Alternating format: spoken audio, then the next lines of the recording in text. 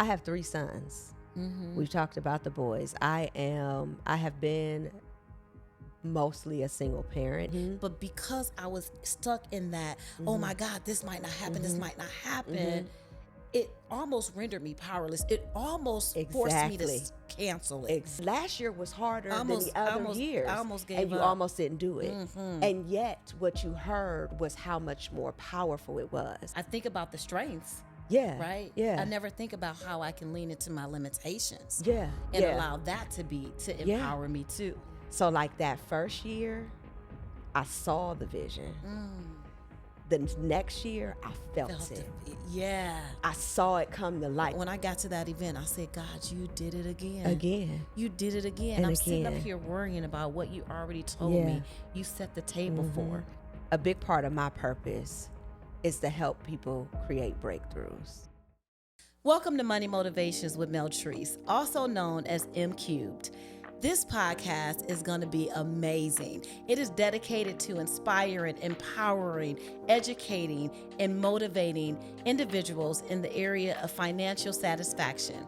We'll be having funny stories, just amazing individuals, real life stories, everything where you will find yourself and be able to do whatever it is you would want to do in your financial journey. So I look forward to taking this journey with you, and I am especially excited about today where we have my dear, dear, beautiful friend, Monique Williams. Hey, Mo. Hey.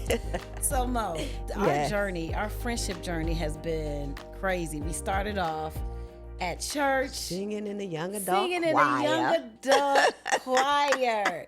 Listen, I remember every time you would bring your babies, I would be like, give me those babies. You did. I love those babies. You did. I forgot all about that. You did. Used to be like, give me those babies. Now them babies are men.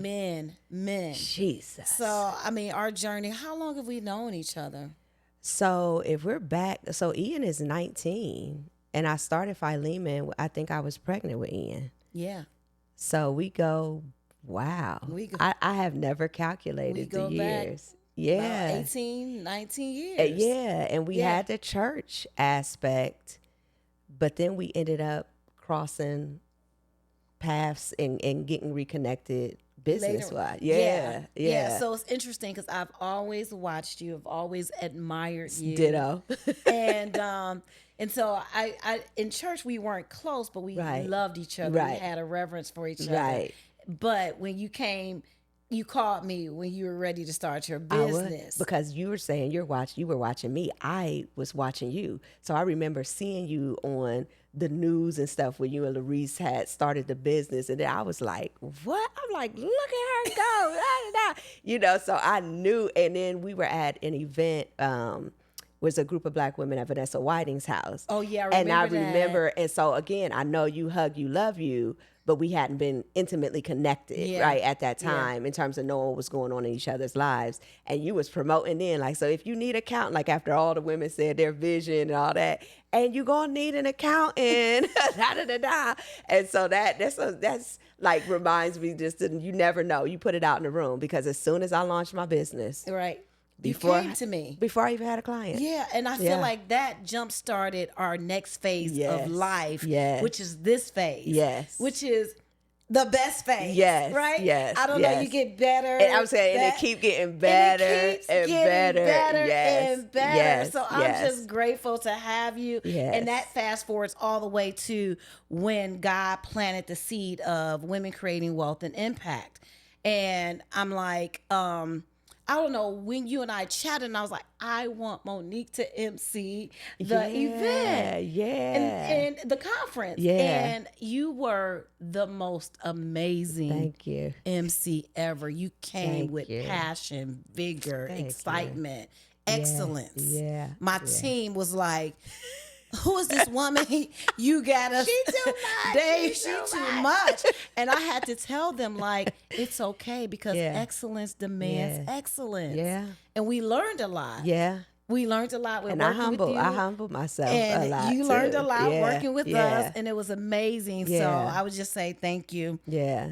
for everything. So let's just jump right into this. All right, I'm ready. So you've become a cherished part of this conference. And this special series of Money Motivations with Meltrice is really dedicated to the conference. I really wanted to interview some people who are doing, facilitating and being a part of the conference. So this is a special session. So I'll say this: you've become a cherished part of the conference. You're emceeing with grace, energy, and heart for 3 years now. This will be your third year. Yeah, yes, will be my third year. This will be your third year because we're in the fourth year of the conference. Yeah.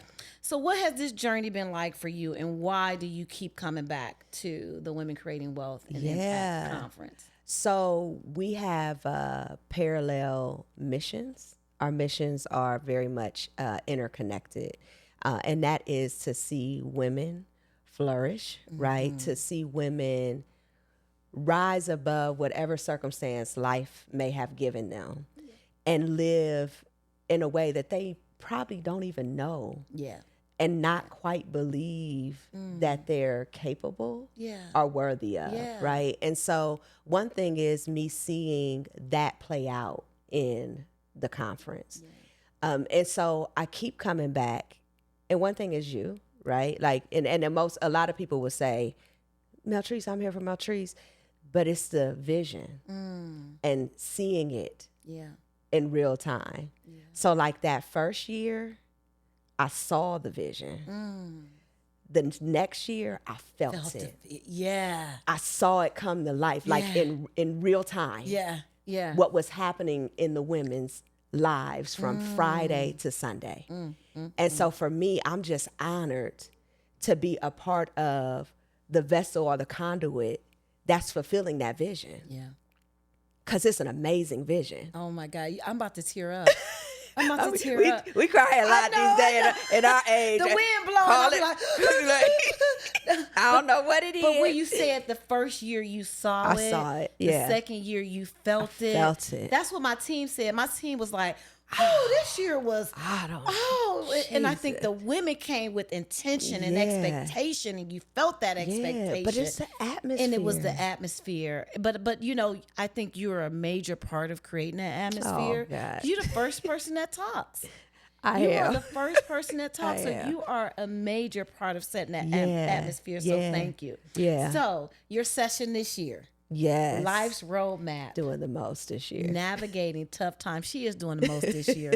You're emceeing, you're doing you're facilitating a session, you're curating the VIP experience, most. You are extra. And I love that for the people who register for VIP. Oh, yeah. They're going to get an extra dose of a real amazingness. VIP treatment. A real VIP treatment, yes. So your session, Life's Roadmap, Navigating Tough Times, it feels timely and necessary. So it's absolutely. Really, What inspired you to create this session, and what do you hope women will walk away with after attending? So one thing I know is that a big part of my purpose is to help people create breakthroughs. And so what I have oftentimes like, not maybe sometimes curse God about, right? Yeah. Been angry about is the magnitude and the number of challenges that I have faced. But what I've learned is all of those things have equipped me to help other women, especially for me, Black women, help them break through. Yeah. And so it seems like when we're here and we have somewhere that we're trying to go, something gets in the way. Boy, oh boy. It's like something comes up. And even when I think about you in the conference last year, the enemy was heavy on you. Yeah. Last year was harder than the other years. I almost gave up. And you up. almost didn't do it. And yet what you heard was how much more powerful it was. And so whenever you have something that you're doing that you're fulfilling that's especially in alignment with what you were created for, something is going to try to come against you. And sometimes that something is you, right? And so I want to help people break through and learn how to overcome what prevents them from being where they're supposed to be. Wow. Right. And so that is what this workshop is about. And there's a way to do it. And there's a lot of nuggets and information that we're not taught, that I learned through both study and practice, like life experience. Yeah. And I want more of us. And so anybody who's in that session, I look for aha moments, because there's an aha moment that creates a breakthrough in what you decide and how you move. I want the people in that session to understand the power of their power. Oh, the power of their power. But also the power of their weaknesses and their limitations. Right? Because when you understand what your weakness and how that's controlling your life or your limitations, you're allowing that to, that is just as powerful as the power that you have in you. So you get to choose. Ooh. But you first have to become aware. Wow. You know, am I walking in my power or my limitation? I'm saying something truthful. It's a reality. But am I living in it as a limitation or a weakness?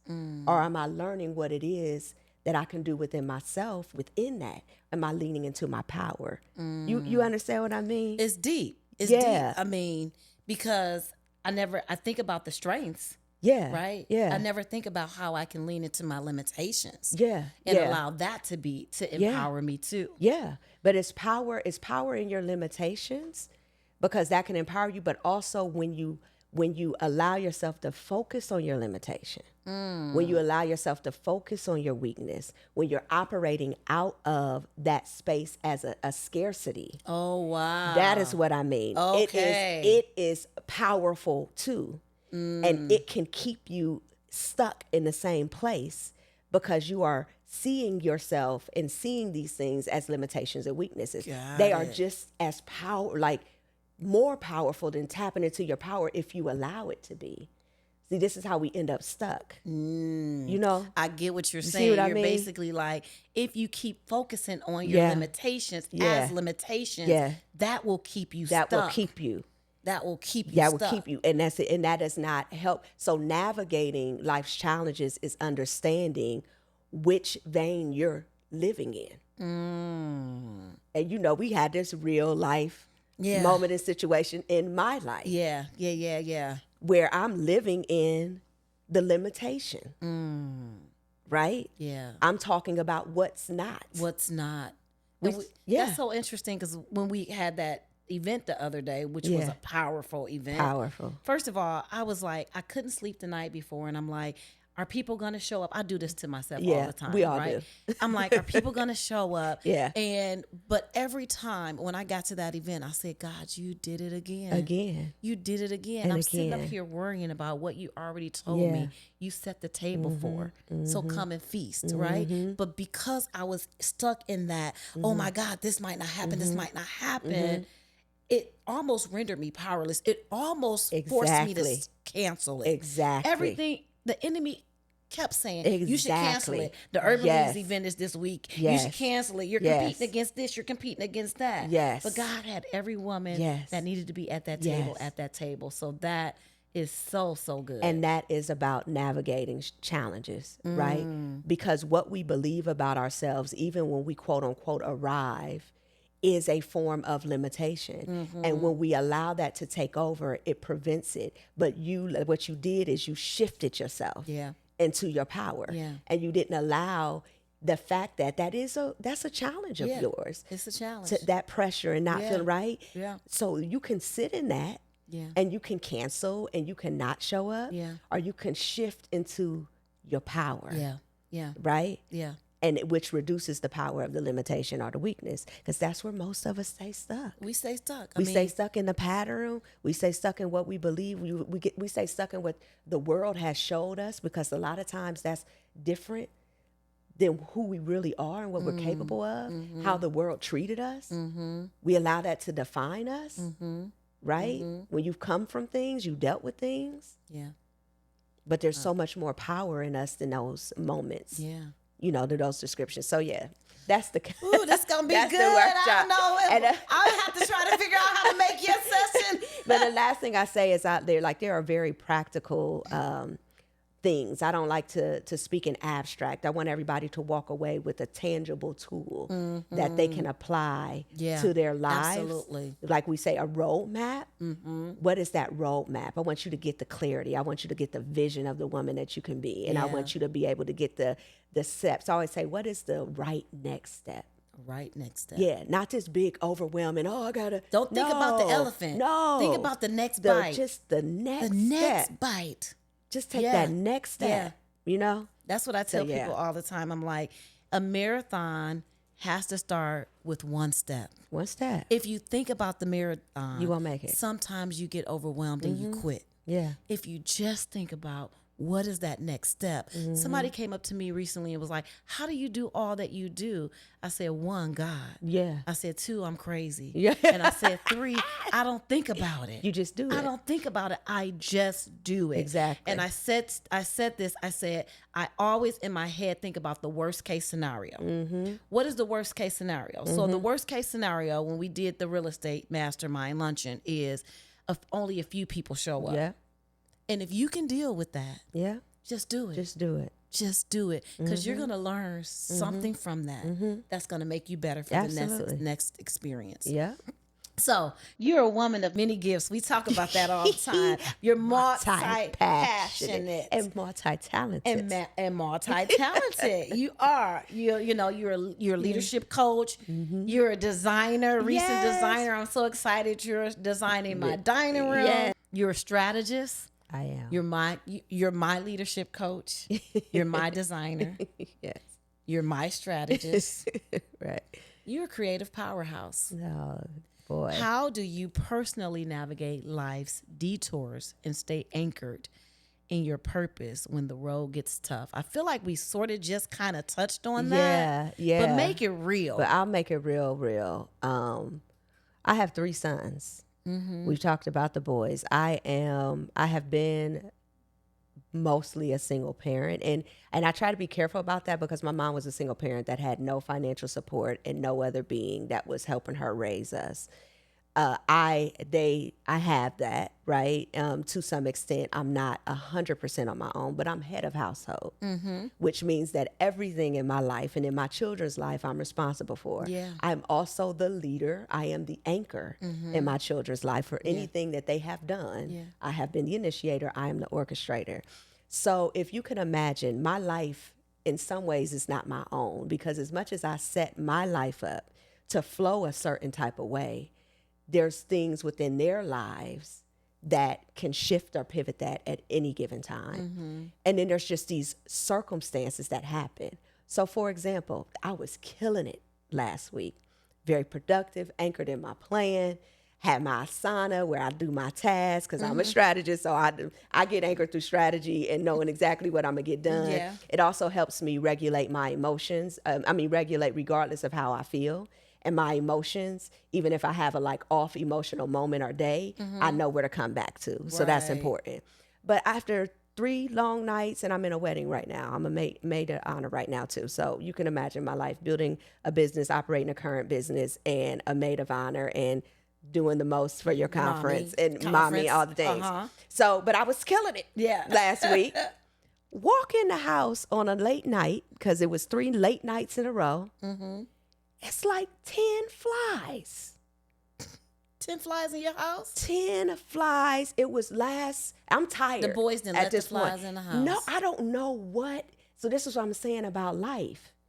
I don't know what in the flippity flop happens sometimes. Right.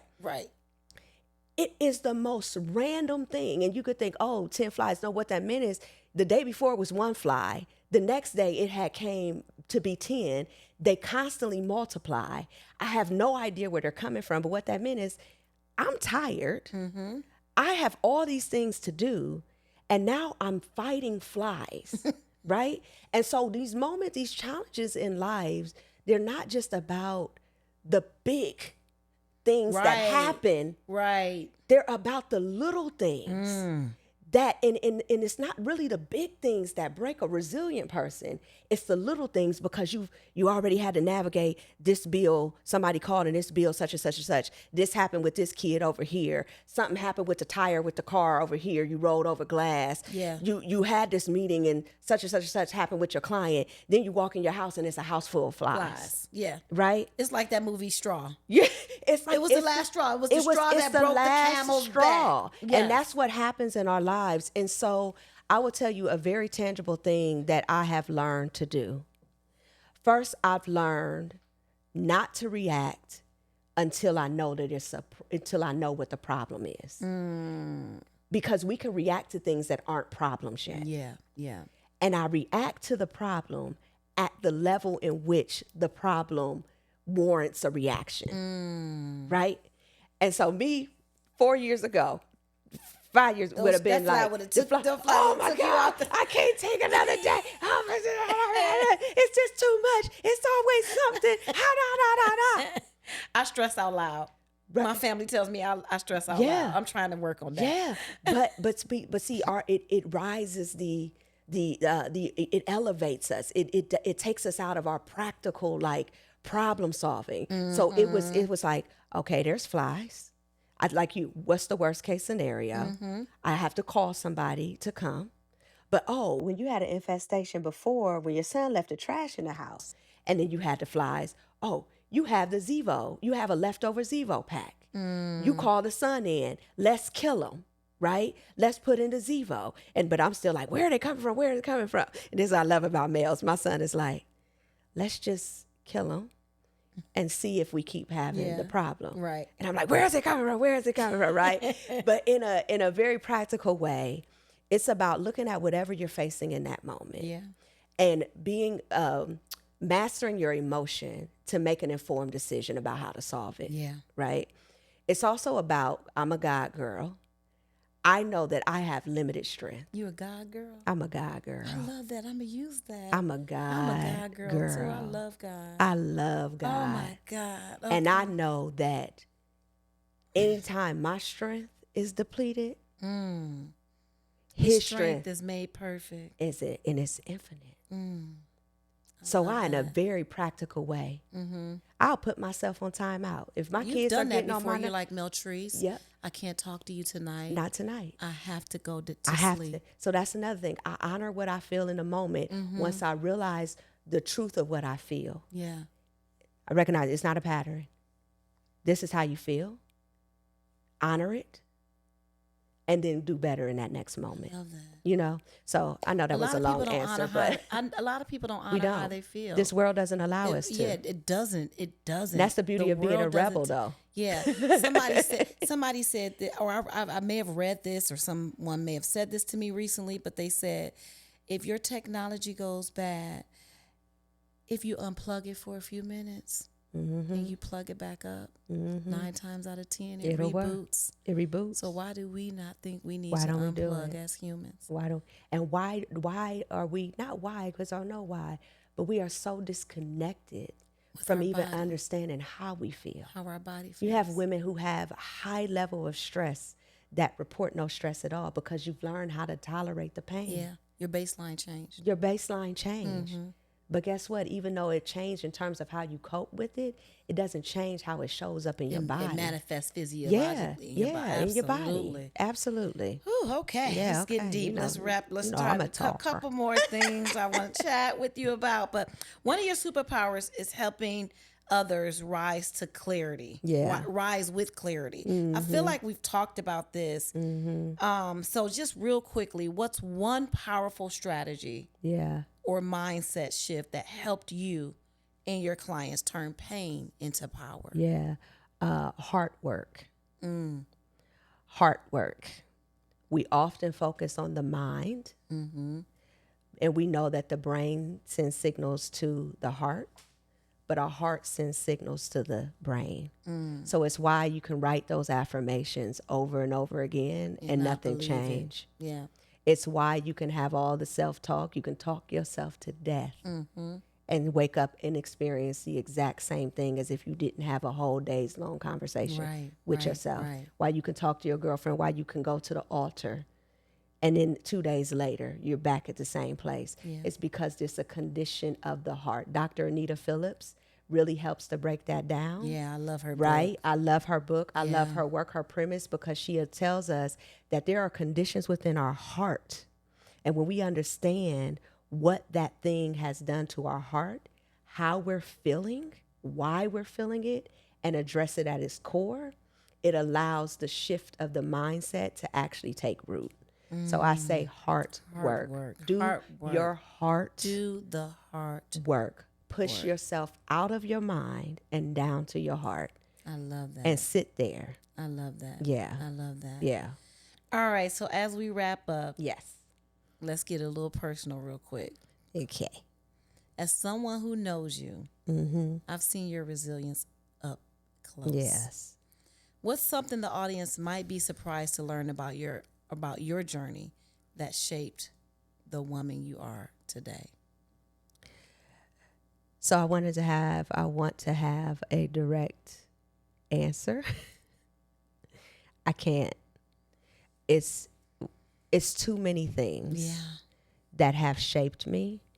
And I think when you have, for someone who's overcome trauma and abuse as a child, it's easy to say that that's the thing that shaped me.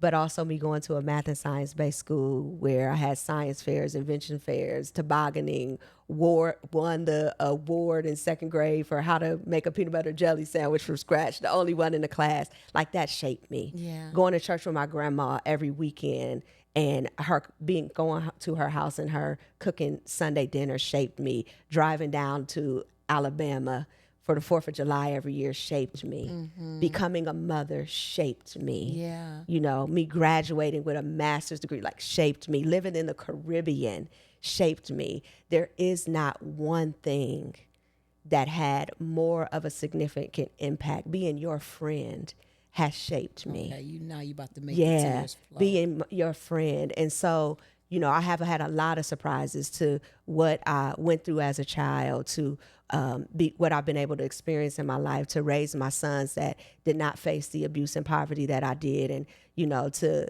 have a multi-six-figure company in year one, right? Like, all of those things shaped me. So what I would say is not really what shaped me, but I would encourage people to look at their lives and think about how each moment, positive or negative, has influenced and shaped them in some way, and to learn how to embrace it all and take pride in it all, because it's made you who you are. Yeah, that's the perfect answer. That's the perfect way to close this. Oftentimes we'll focus on one thing, one negative thing, and allow that to shape who we are, who we become. But it's not the one thing, it's all the things. All of them. And I cannot think of a better person to restart this podcast with. Yeah. Thank you. Thank you for having me. For always showing up for me. Always. Thank you. Thank you for being a friend. And that is a wrap. Yes. A wrap and a wrap. Thank you. Love See you at the conference. Love you too. Bye. Bye.